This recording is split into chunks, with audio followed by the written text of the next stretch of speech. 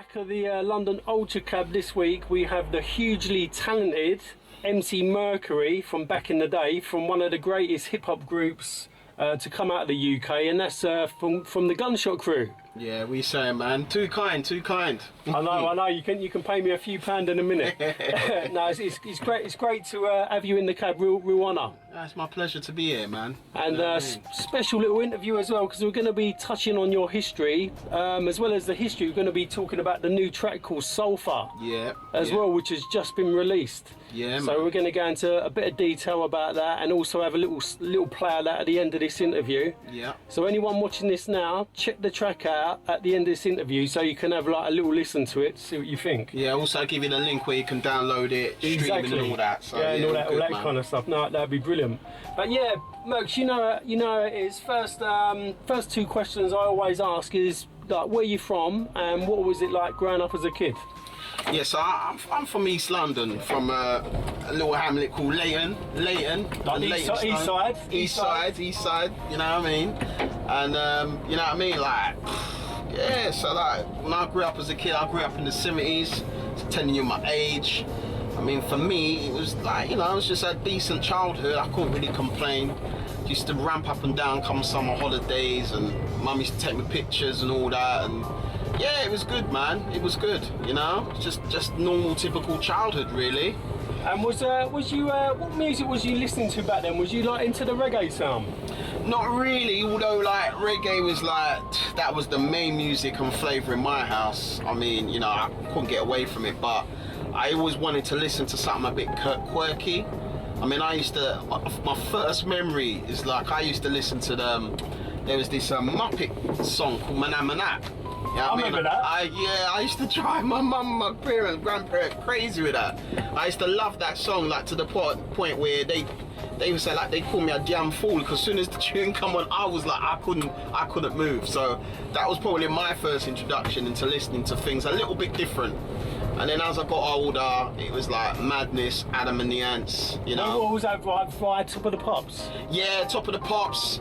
Like, Top of the Pops didn't really cater for my sort of music, and I'm sure for a lot of kids growing up there, it just wasn't really anything there which I could identify with. So every now and then they'd throw a dog a bone. You know what I mean? So like, they'd throw in a different type of song, and that's where I'd listen to, you know, your Madness and all that, and the Adam and the Ants, and then they might throw in a little break machine, and I was thinking, oh, that's a little bit different. That was the early introduction to hip hop now. When you was growing up, did you feel back then, when was this, like 70s? Yeah, the 70s, like the 70s, man. Like, I think it's, I'm biased because that's where I grew up, but I think it was an amazing decade. I really was. This is the time of your BMX, your skateboards, do you know what I mean? Yeah, Evil Knievel. Do you remember Evil Knievel? Yeah, you remember that bike with the, like, you know, you used to, yeah, Bionic Man. Yeah, you know, Chipper.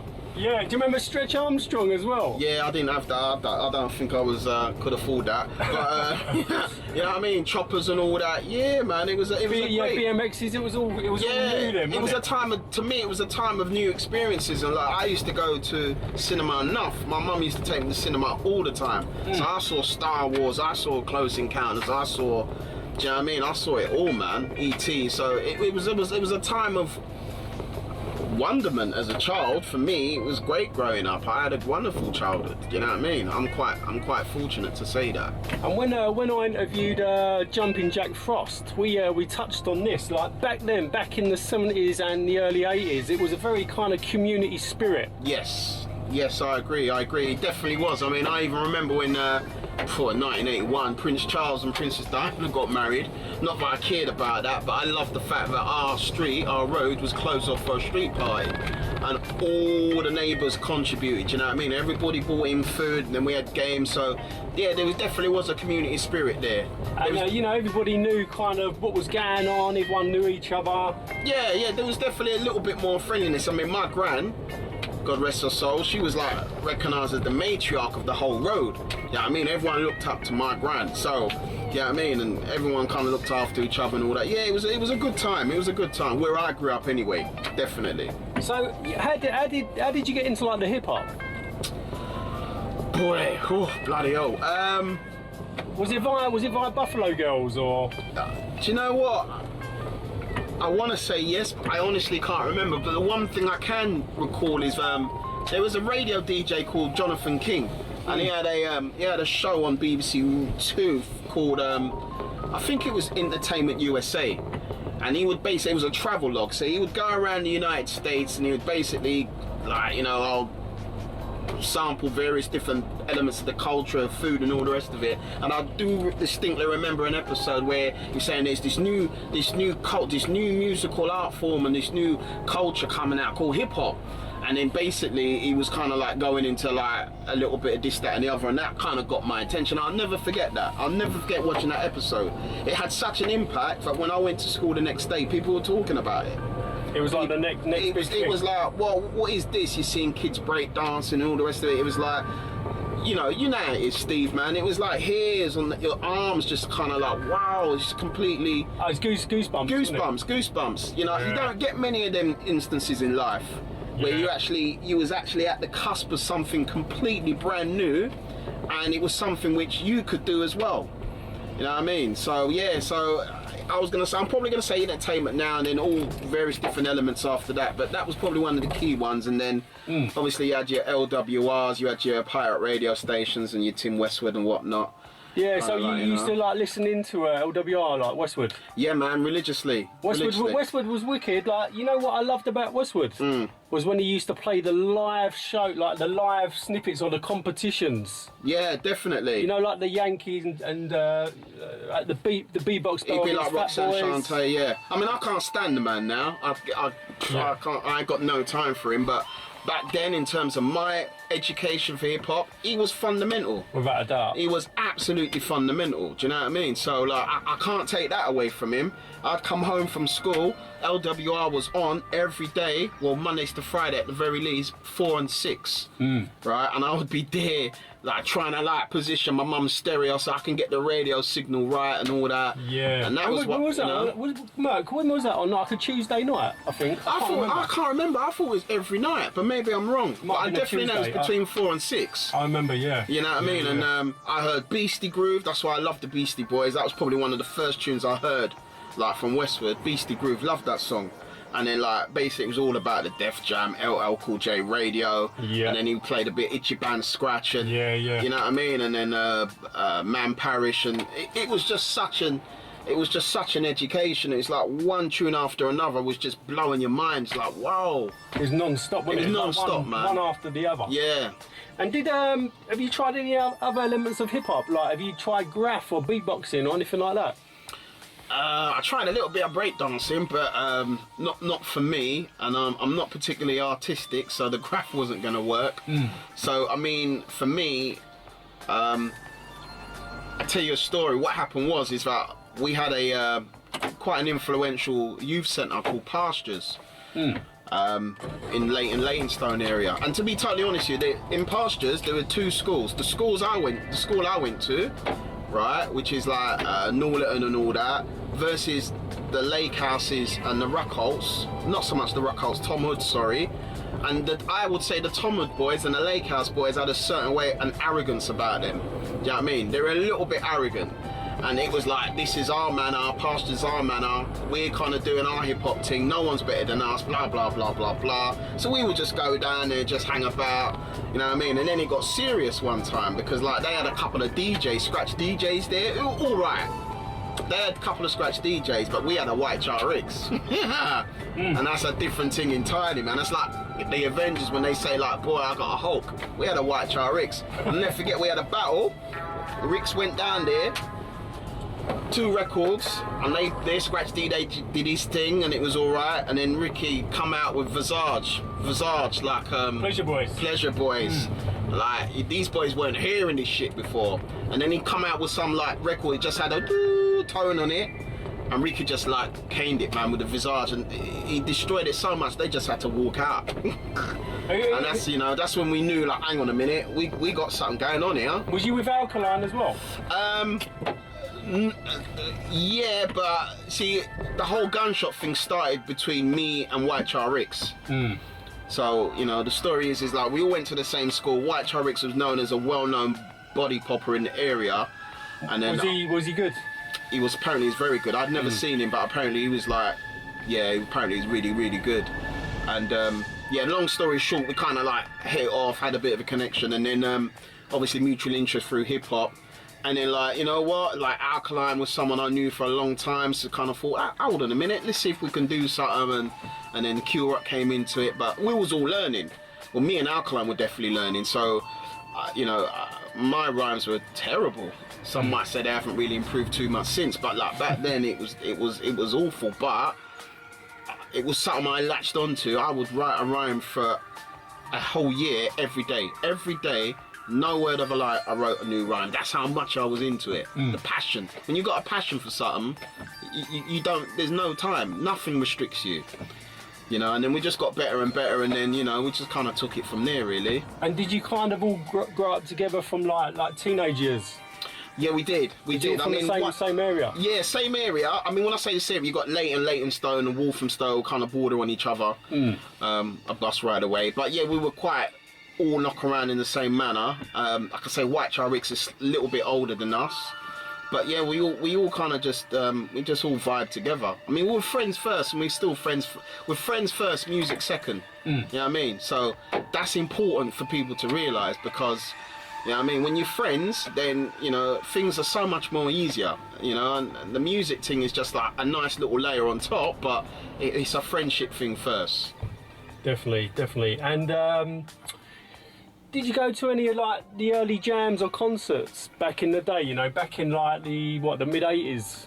Yeah, man. Me and Breakmaster Matt is kind of crucial element of Gunshot as well. Big up Breakmaster Matt. I mean, he was just like basically like into his breaks. Anyway, me and him went to Spats a couple of times, Oxford Street, which was amazing. Went to Covent Garden, saw the Breakers there. I went to see Run DMC at the Camden Ballroom. The electric ballroom, yeah. I went to that as well. Yeah, that was in '85. Was it 85? Yeah. Right, okay. So yeah, and they had their Def Jam jackets on. Cause Def Jam was like the bat insignia, innit? You see Def Jam, man, you're like, you know, yeah. So I went, and then the Raising Hell tour in '87. So I kind of went to quite a few. I think that was like '86 Raising Hell. Was it? Yeah, that was with Houdini, wasn't it? Houdini smashed it, and Run DMC. Yeah, Houdini opened up. And Houdini back in them days were the second biggest. They were the second best rap group in the world, innit? It used to be Run DMC and then Houdini. Do you remember Grandmaster D cutting up Rocket with his trainers? What, at that show? Yeah. All I remember is Run from Run DMC coming out when Run DMC came on, and he was pissed because Houdini absolutely smashed it that night. Yeah. So no, that was a live night, man. That was cool. That was a legendary concert. It was, man. It was. The whistle posse was in full effect. The whistle posse was in full effect.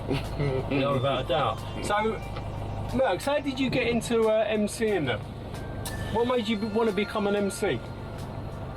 So, Pastures again, there was a guy I used to play football with, Sunday team, and basically I went to Pastures one night and I see him rhyming.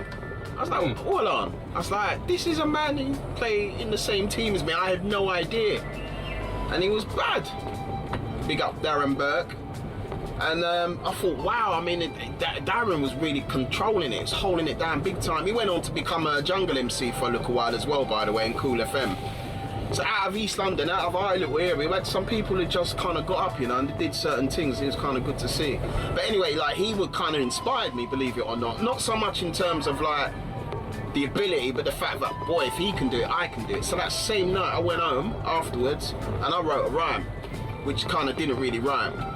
But I recited it the next day to Silver Mac, part of Gunshot crew back in them day, and he was like, yeah, it's good, but he was just probably being polite. But I just kind of like basically got hooked from then, you know what I mean? So I just, as I said, I started writing rhymes every day for a year, because it was just like, you didn't have no computer games or nothing like that, so, you know, that was my thing. I couldn't wait to get home to write a rhyme. That's all I did. That's all I thought about. Was morning, noon and night. Writing lyrics. Writing lyrics. And was anyone from the like stateside or even London or anywhere else? Was any of them like influencing you? Probably not. No, like I said, for me, it was all about it was quite parochial. You know, well, it was all about who I could see locally wise who inspired me, because people I grew up with, I'll be like, right, they're doing this, and I'm like, you know, I mean, I can do that if I see that person doing it. So there wasn't really anyone. I wasn't really sophisticated enough to kind of like tune into what anyone else was doing. Do you know what I mean? Big influential record on you was Nutriment, London Bridge is Falling Down. Yeah, man. I used to play that tune. I actually had it on record, funnily enough, and I don't even know how, because I wasn't in any position to buy any records, but for some reason I had it on record, and I love that tune, man. That and King Cut. Yeah, them two tracks. What? King Cut, let me tell you, man, I think that's one of the greatest hip-hop tunes ever made.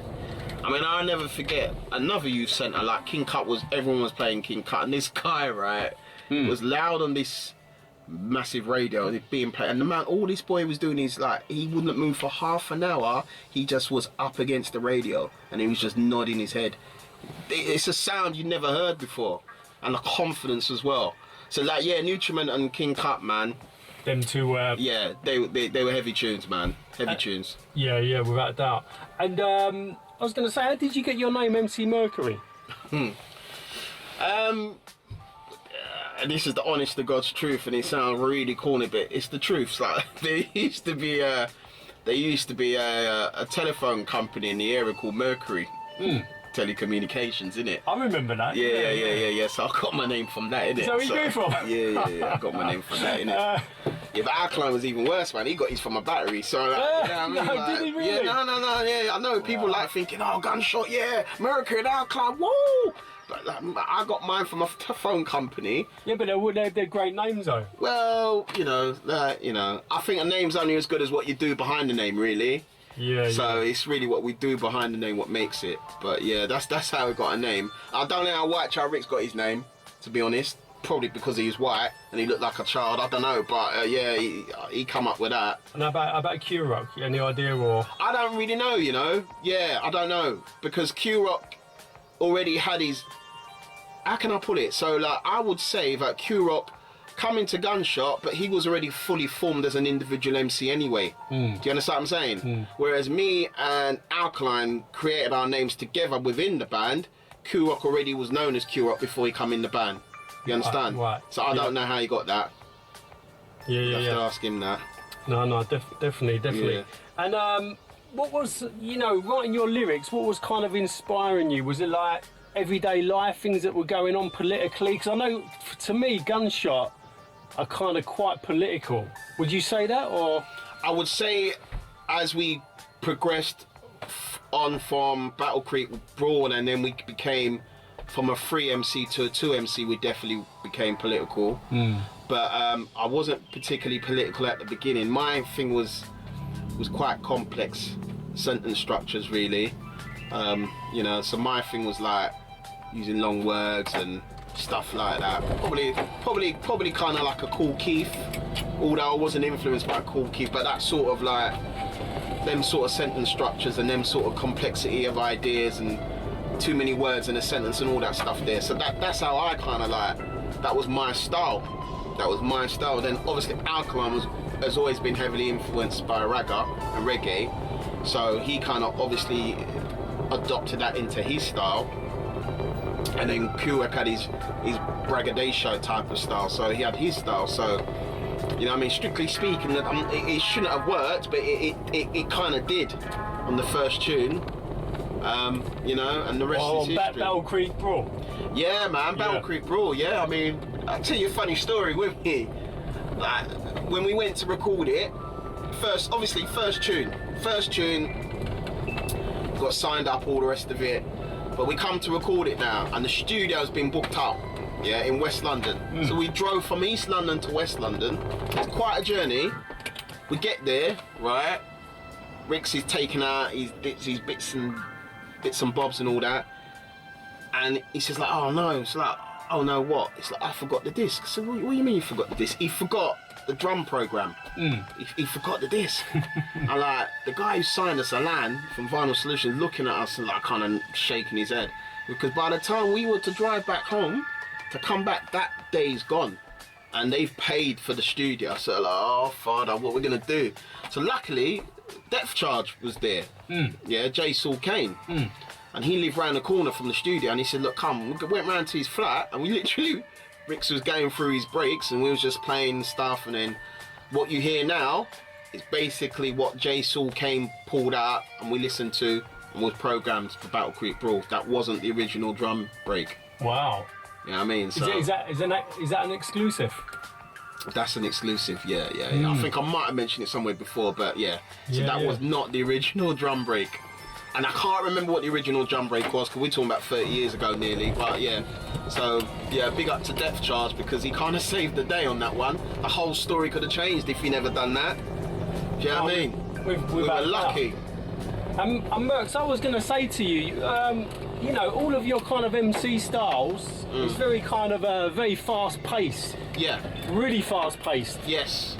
Would you say the kind of like the reggae toasting styles, like the bubbling, the really kind of fast chatting styles, was a kind of influence? Absolutely.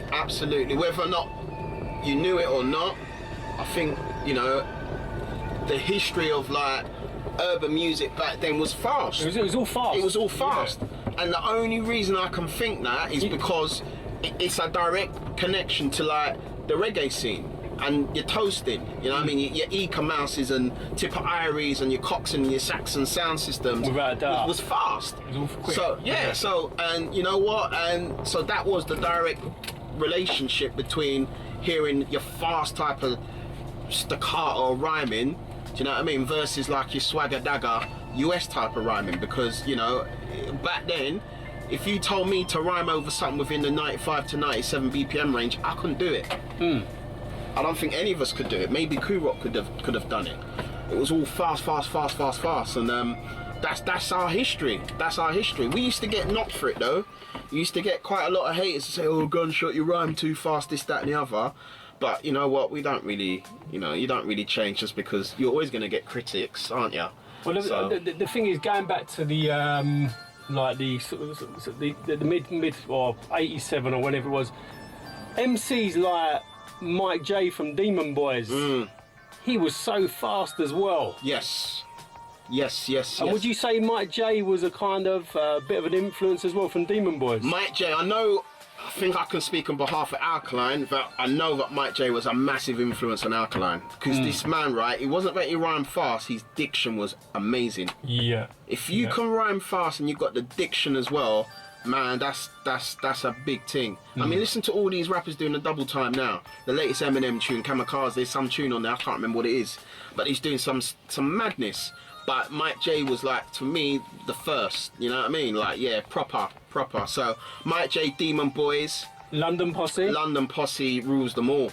London Posse, let me tell you about London Posse, right? London Posse rule everything UK hip hop, in my opinion. And the reason why I say that is because when they came out with Money Mad, right, we're talking about tunes, right? How brave must you be to come out with a tune which is so ahead of the curve that at the time I thought that tune was shit.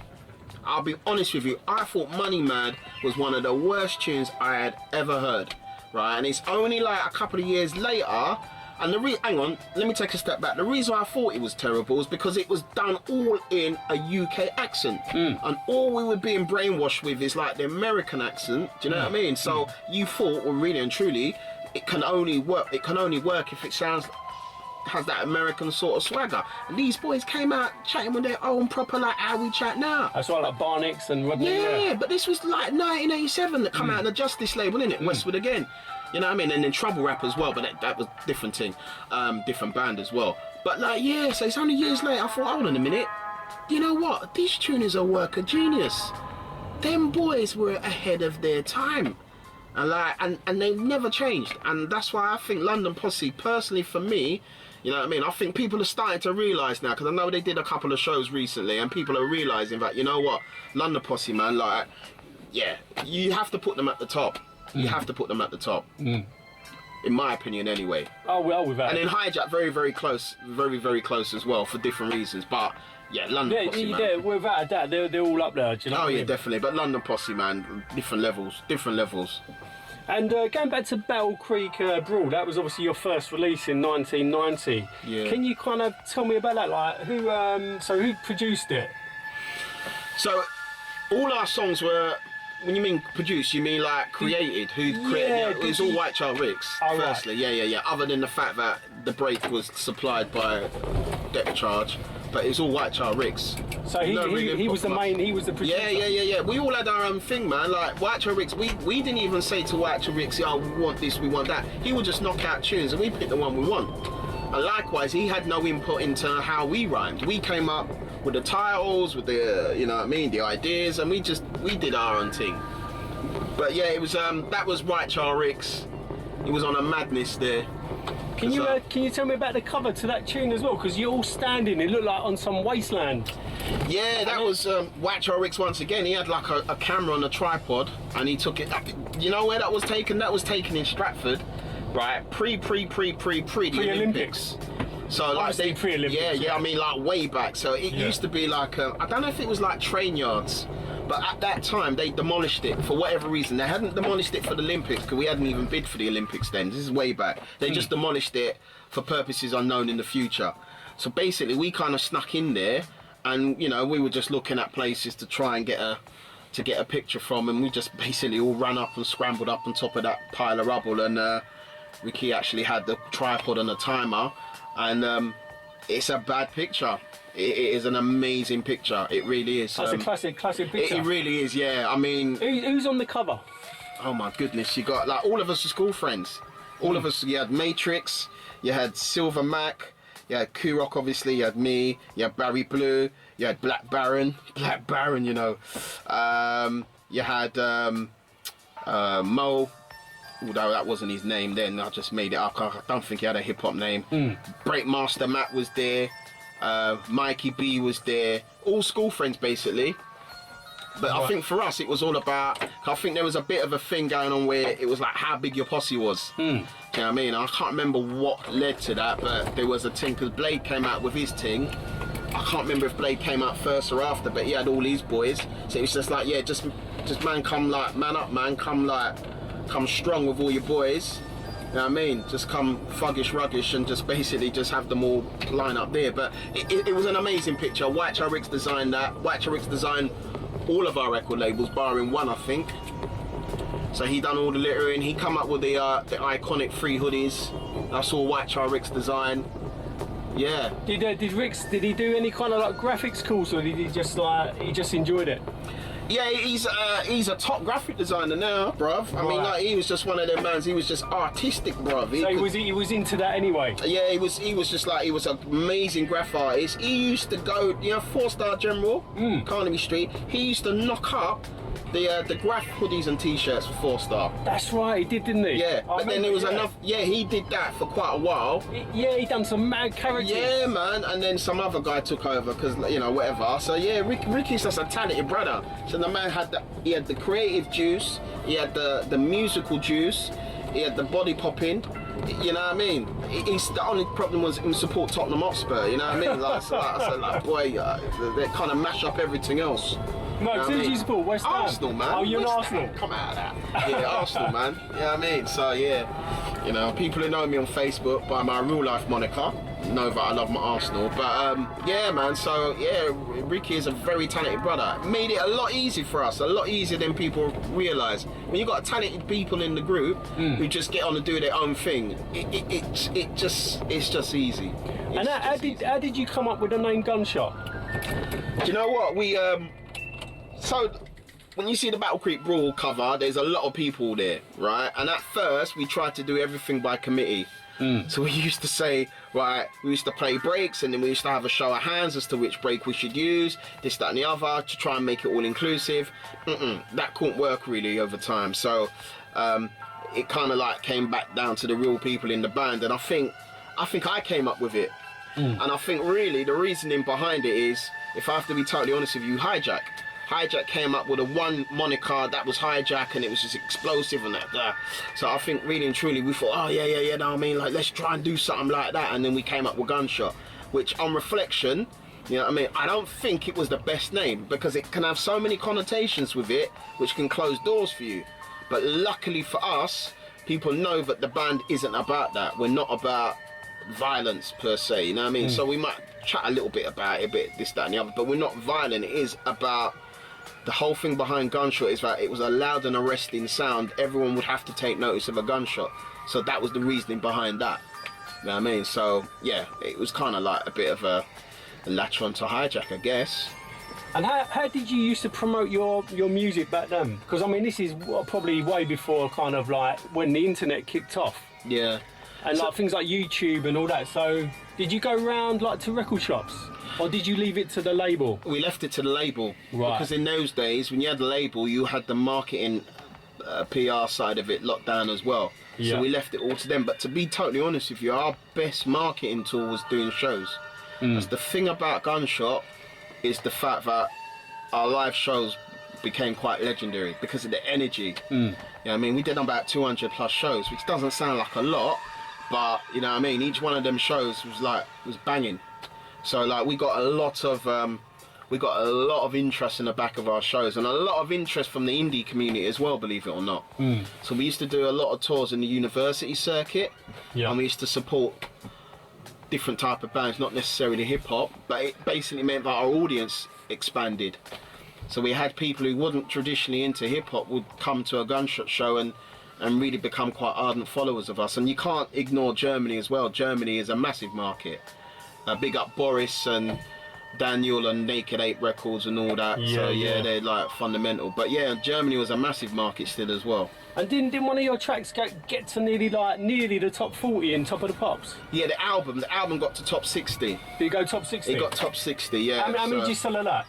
I think over 60,000. That's not bad figures, is it? 60,000, yeah. For like kind of like an underground hip hop act. Yeah, 60,000 I think, something like that. Yeah, so it's not bad. Not bad at all really. Completely unexpected. I mean, Battle Creek Brawl wasn't really supposed to be a hit.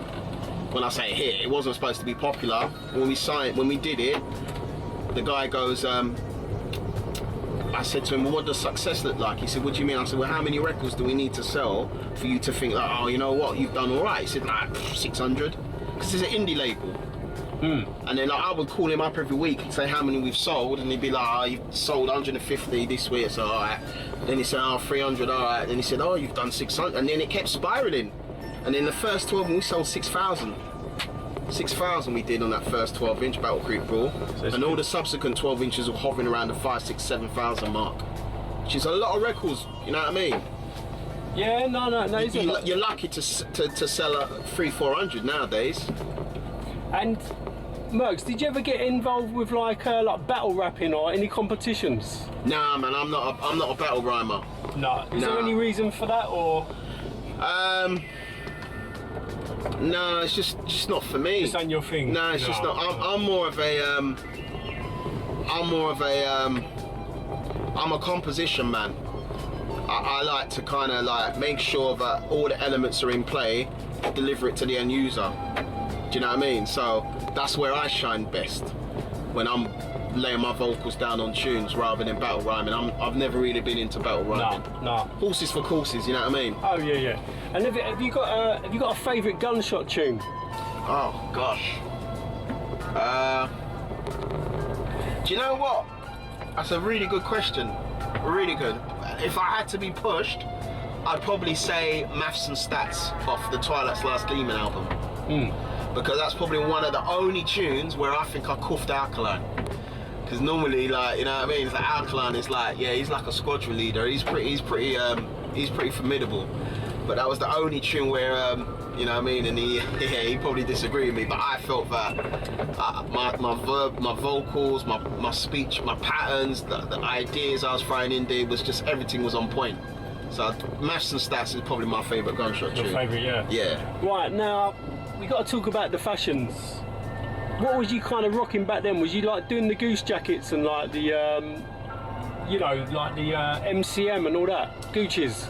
Nah, nothing like that. Had a name buckle, had a Oh, you done the buckle? Done the buckle, and then Battle Creek Brawl, you'll see that me and Kurok are wearing the same sort of coat. It's like a red, sort of like a Parker thing with like a fluff on the hood. I think I got that from 4-Star, 4-Star General. but wasn't really into the fashion. Yeah, I had the troops and all that, but you know, I think in terms of fashion, the thing we really used to rock was when there was a time when people was wearing trench coats. Yeah. Believe it or not, and that came out of West London. They were all busting the trench coats and the chippy jeans with the socks in. Sorry, the jeans rolled up into the socks. Pin roll. Yeah, but then you had the trench coat, which was a bit of a look. Yeah. It was a good look. Yeah. So we bust that for a little while, but to be totally honest with you, we had our own fashion because like we was doing a lot of shows, a lot of tours, so we would come out with White Child Ricks would design the t-shirts, and then we would be busting that. To be totally honest with you, do you know what I mean? So people would see like, yep, Gunshot come in their own gear, they've done a wicked show, I need to be buying that, blah blah blah. So when we was on tour, it was all like Gunshot regulation wear, really. And can you this is a little tough question really. I mean, throughout like I know you're massively into your film soundtracks. Yeah. But is there like a selection of tracks you can give me throughout, like, I don't know, like 70s, 80s, 90s, 2000s, like a selection of tunes that have literally blown you away, been like next level, been on like repeat? Bloody hell. Oh gosh, I'll try. Alright, the first one I would say was Blow Your Head by the JBs. Yeah.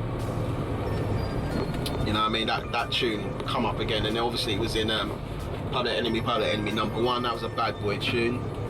I mentioned it before. King Cup, DJ Cheese, Microphone Fiend, Rakim.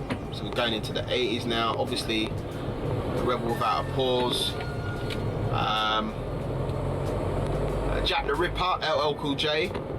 Yeah. And you Run DMC. Sorry? Run DMC. Run DMC. Everything by the Run DMC, really. Cypress Hill. So started to move into the 90s now, their first album. Oh man, that is a tough one, to be fair. Redman. Beastie Boys. The Beastie Boys, man. How could I forget them? To me, they're like the best hip hop band ever. To me, the Beastie Boys. You know what I mean? Over and above Wu-Tang and all that. To me, Beastie Boys are. You have to listen to how these boys got down, man, because these guys are instrumentalists as well. You listen to the Paul's Boutique album, and then you listen to, you know what I mean, like, I can't remember the name of the albums now. Hello Nasty. I can't remember the other ones, but yeah, do you know what I mean? Beastie Boys are amazing. Yeah, I don't know, man. I'm all over the place because I can't really think of any. I know. I kind of put you on the spot. With yeah, that one. I don't really listen to too much music now, anyway. You see. But the thing is, you're not actually just into hip hop, are you? No, I'm I not. mean, you love all kinds of style of music. I do. Yeah. I mean, it's whatever floats my boat at that time. To be honest, yeah, I could listen to like Ennio Morricone. I could listen to Goblin. I could listen to Goblin. I could listen to who could I listen to? I can't remember, but yeah, man. Vangelis. Vangelis had quite a deep influence on the Sulfur tune, actually. Vangelis, you know what I mean? He did the music for Blade Runner and all that. You know what I mean? So like, I could listen to. It depends what take. At the moment, I'm into Bounty Killer. Right. Warlord business, man. I'm like, poof, you know, Ninja Man and all that. It's like, wow. It's like, yeah, the reggae. Yeah, I'm listening to them at the moment because, funny enough, I wouldn't listen to them back in the day because I was like, no, I was too militant. It's like, it had to be hip hop or nothing. If it wasn't hip hop, I wasn't interested. But when you listen to these artists, you listen to artists who are at the top of their game. Their diction is amazing. Look, what they're talking about isn't necessarily the sort of thing you want to play around the Christmas tree because it's all like death and destruction and you know what I mean and all that business. But it's how man is delivering it and man is controlling it. I love that. Man just grab a tune and just squeeze the life out of it. I love that. You know what I mean? To me, that's what I'm aiming for. To make a tune where you squeeze the life out of it, you brock it into pieces. Even if man tried to rhyme over the instrumental, it doesn't make no difference. That tune has just been owned and stamped. You know what I mean? That's what I will strive for. Right, Mercs, have you got? Can you tell me about some of your biggest highlights so far? What, in terms of hip hop music or just life in general? Because if we talk about life I'll tell you what. Give me a few highlights. Yeah, life in general and the hip hop highlights as well. Well, life in general is the birth of my son 2.5 years ago. I mean, you know, yeah, that's life changing, as most parents would say. That was pretty cool. In terms of, and obviously my missus as well, I've got to throw that in there. Don't forget your missus. I want to have dinner when I go home, but yeah, my missus as well. But in terms of highlights of music, you know what? It's so many times where Gunshot did live performances, right, and it just felt like I knew what Alkaline was doing. Alkaline knew what I was doing without even looking at each other. Watch Rix was controlling it. Barry Blue, which he hasn't even been mentioned. Barry Blue, bigger, you know, knew what was going on. He was the glue on the man. We was just. James Brown used to call it the one. Perfect syncopation, where all the instrumentalists in the band were absolutely on the same level, same beat, and what was being produced, same page, was just perfect harmony. And there were many times we did shows where it was just perfect harmony, and we would just look at each other and like the crowd was going mental, and we were loving it. Because first and foremost, we were fans. You know what I mean? We're quite humble people. We're not the sort of people to say like, oh yeah, you know what, I've got fans. I hate that word fans. I don't like that personally. So we were just so into our music, and it's such a joy to be able to go into places like, we would go to like, you know, I don't know, we'd do a show somewhere in Leicester. It's quite clearly that the people who turned out don't have the opportunity to see hip hop acts to come down there. You know what I mean? So if we take this thing serious. We're like, people pay good money to come out and see you. We've been to so many hip hop shows in the past where people just take the piss. So we would just go there. We was only on stage for about an hour and 20 minutes, but we wanted to make sure that we left that place destroyed in a good sense. Do you know what I mean? So, and to see people enjoying what we were doing, that to me, that happened many times. That was absolute highlights. Me and my brothers, man, we're going to these places, man, and we just handle it, and it's an amazing feeling to give people joy like that. And you've got a lot of time for the fans as well. Yeah, man, I've got a lot, because the way I look at it is like, you know what? You've never been kind of stuck up and not talking to anyone. Nah. I'm not the easiest of characters to get along with. Do you know what I mean? In reality, but you know, that's I love that. I won't change that. But one thing is like I said, we're always humble.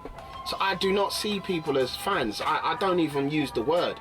I mean, even though I used it just now, but the point being is like, that's not really something how I see people listen to our music. I just see them as normal people who happen to share a love of what we're doing, and it's all good. You know what I mean? But I've always got time for people, especially now, because we're all grown up people now. We don't need the ego.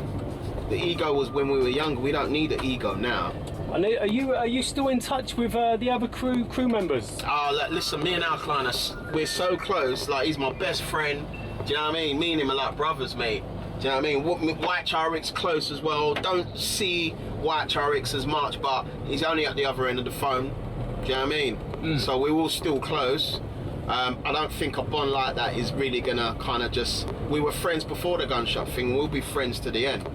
So the Gunshot thing was just a nice little thing on top, but you know what I mean? Yeah. And good.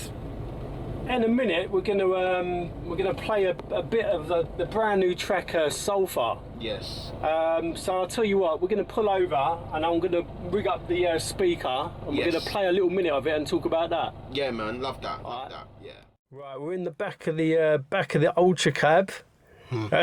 And we're gonna play the latest single by Gunshot, and this track is called Sulfur, which is it's literally just been released. Yeah. So Mercs, if you hit the play button,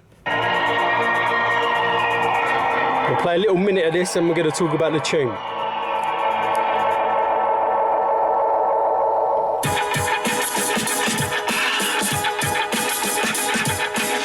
Speakers all right, innit? Yeah, man, doing it.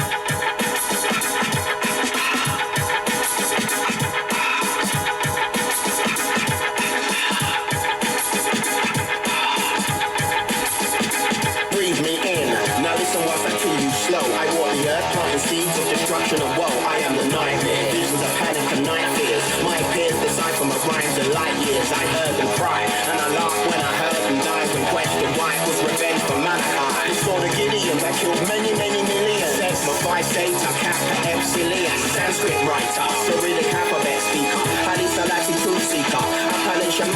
time. I burn your soul as the flames reach high. You're comprehending what I'm speaking. Hard-headed, bare knuckle fighting, snake charming and bear baiting. No debating, I'm here standing to help Satan. Blood soaked and downtrodden and overcome. 30 glasses, hate figures and putrid slums. Acid thrown in the faces, yes, of many men. Keep saying it's okay, so we pretend. Group thinking, no time for critical analysis, so head spitting is literal. I gave you extreme right and left views. Nigel Farage, Donald Trump and fake news. I hate Muslims, hate Jews and hate fools. I'm the hate that hate me to hate you. Isotropes and zeotropes and molecules. DNA with stem cells and kilojoules. Praxis, a rock sack, fluoxetine. Tetrahydrocannabinol, cocaine, scopolamine. So yeah, that's the new tune called Sulfur by Gunshot. So Mercs, can you tell me about the tune? What basically made you want to release this track? It came from a place of anger. Anger with what's happening in society right now and how things are going. I just got to a point where I was like, you know what? I just need to kind of like get this out of me. You know what I mean? It wasn't really designed to change the world or anything like that, but it was like my way of being able to kind of expunge this feeling of frustration in the only way I know how. So yeah, that was the main reasoning behind it, really. Yeah, you know what I mean? Like, yeah, man. And who was involved on the track? So like, OG Bulldog, big up Bulldog, who I've known for 20 plus years, French guy.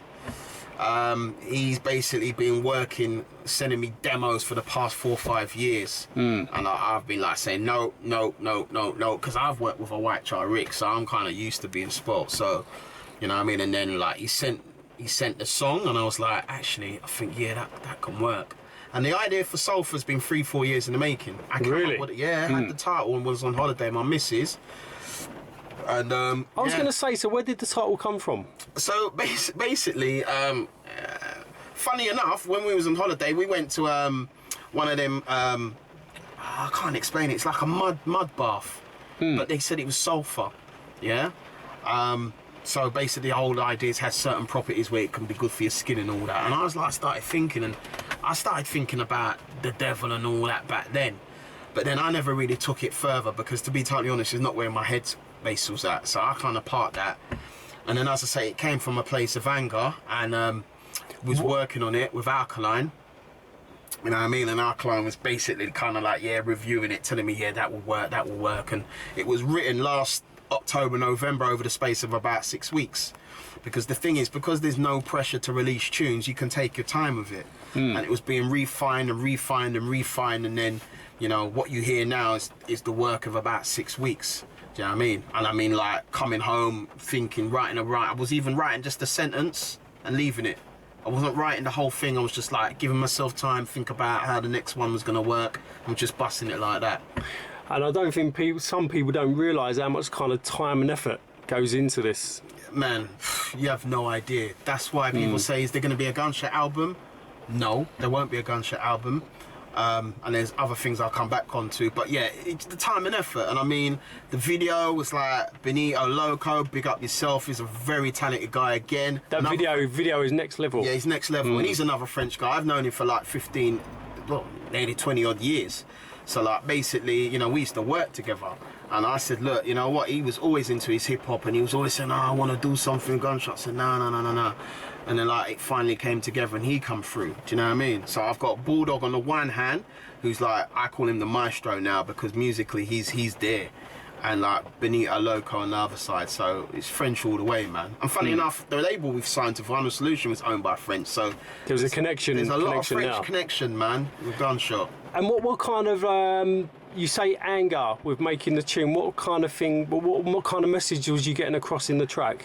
How can we allow ourselves to be in a situation whereby, you know what, like we've got this toxicity in the air, like you've got the rise of far right nationalism, you've got people saying things which they would never dream to say 10, 20, 30 years ago. You've got the general frustration of people in the sense that they feel that political correctness is taken over far too long, and that's the reason why people are now going to the far right.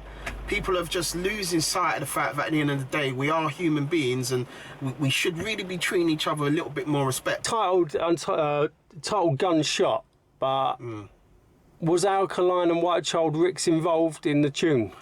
Yeah, yes and no. In the sense of like, I wanted to come back out with something, Sulfur, and I wanted to come back with Gunshot. White Child Ricks wasn't really in any position where he felt he needed to do this again, and I respected that, but he gave his blessing to say, yeah, go ahead. Alkaline, you know what I mean, he's very much involved, you know what I mean? He might have made a decision right now, I don't know, not to be front and centre, but that's just the way things are. Could change. But I think it's important for people not to hold their breath to think that, you know, there's going to be any longevity in this, or that Alkaline and White Child Ricks are going to be on any future Gunshot releases, if there are going to be any. Because, you know, I can understand why people would want that. Because if I was them, I would want the whole band come back. If you know what I mean, the Beatles is no good if it only comes back with Paul McCartney. Yeah, you know what I mean, so I get that. But I think people need to realise that 18 years between the last Gunshot release and now is a long time for people to kind of just pick up from where they last left off. Do you know what I mean? So, you know what? You know, I would love nothing more than to Alkaline White Child Ricks to come back, but we got what we got. You know what I mean? So we just have to see how we go with that. And the main reason why you brought Sulfur out was because of what's going on with the situation at the moment. Yeah, definitely. And the reason why it is Gunshot is because, in my mind, I will always be part of Gunshot, and it will always be a Gunshot thing. And I actually did release a song on my own in 2008 with DJ Snuff, big up. But the thing is like, when you're coming back with a song under the Gunshot banner, it has to have a certain quality about it, which puts pressure on me. Because if I can't deliver that, then the whole Gunshot thing mash up. So, you know, the reason why Gunshot comes back is because the seriousness and the gravity of this tune marks it out as a Gunshot tune. And that's how any future Gunshot releases, if there will be any, will be handled. If it's got the Gunshot banner on it, although it might not have Alkaline and White Child Ricks, it's got the Gunshot DNA, it will be Gunshot, it will sound like Gunshot, you know what I mean? People will be pleased. People are pleased with Sulfur, and that's all you can ask for. I love the track. Thank you. I love what it stands for. I love the production on it. I love the video for it. And anybody watching this this interview with you, where can you watch the video? Where can you download the track? Yeah. So the video's up on YouTube. It's I've seen it's over like 16,000 hits at the moment. Yeah, that's quite amazing. Yeah, I don't know where they come from. So it's like, yeah, that's well, I've watched it 10 times. I've watched it 16,000 times. You can download, you can stream now on Spotify, iTunes, Deezer, and all that. But most importantly, you can buy the tune, stream the tune, and buy our merchandise on gunshot1.bandcamp.com. That's going to be the core essential site to get all your Gunshot information and merchandise from. Naked 8 Records have released the 7-inch vinyl. Naked 8 Records. Yeah, Naked 8 records.de/music. naked8records.de/music is where you can get the 7-inch vinyl from. But you can also get the 7-inch vinyl from gunshot1.bandcamp.com. So there's many different avenues to kind of hit us up. And also the Facebook, Gunshot UK. Facebook, we've got Instagram as well. So yeah, Twitter, we got it all covered. What's your Instagram account? Gunshot? Gunshot. I can't remember the name. It's Gunshot UK Hip Hop, I think. Yeah. They're popping off. And can you buy the t-shirts as well still? Yeah, they're selling out fast. I think we've probably got about, well, I'm not going to say how many, but we've got a limited stock of just large t-shirts now. In fact, like literally just before I jumped in the cab, somebody else had ordered another t-shirt. So so we've got a limited stock of those, but we may be getting some other things in the pipeline. So watch this space still. And last of all, shout outs. Is there anyone you want to give a shout out to? Oh yeah, definitely. Big up my birthday boy Alkaline. It was his birthday yesterday, so big up Barry Blue, White Child Ricks, big up Paula Lighton, big up DJ Snuff, big up Matrix, big up Bulldog, Maestro Extraordinaire, big up Naked 8 Records, the whole of them, Boris and all that. Daniel, big up all the followers on the Facebook. Danny Brown, too many to mention. I'm gonna not mention some, they're gonna not be happy. You know what I mean? Big up Supreme, because he's obviously doing his thing at the moment. Q-Rock, yourself, everyone, man. Everyone in the UK hip-hop scene, everyone who's bought and supported the tune so far. You know what I mean? Keep your ears close to what's going on, because you know what? It might be the end of things, it might not. You know what I mean? So just see what's gonna happen next. So listen, that's a good way to finish the interview. Yeah, definitely, man. But listen, it's an honour to have you in the cab, Mercury. Pleasure, man. Pleasure. I Thanks for having me. hope you enjoyed this interview as well. Definitely did. It's Definitely a bit kind of different, isn't it, in the back of a cab? Yeah, definitely, man. You know what I mean? The only things I've seen in the back of the cab was, anyway, yeah, we're not. Yeah, remember. No, not really. Yeah. What's anyway. said in the cab usually stays in the cab. But remember, I've got a camera. I've got a camera in my hand. Where do you want to go, love? We'll Yeah, go crawling. wanna go, geezer. Anyway, Gov, nice. Listen, it's great to have you in the cab. It's a real honour to chat to you. Real down to earth guy as well. Do you know what I mean? It's been brilliant. And what I'm going to do is drop you back to the station. Cool, wicked, nice one. Yes. Just in time for me train home. Exactly. All right. All right, nice one, Steve. All right. Nice one. Big up, everyone. Cheers. Peace.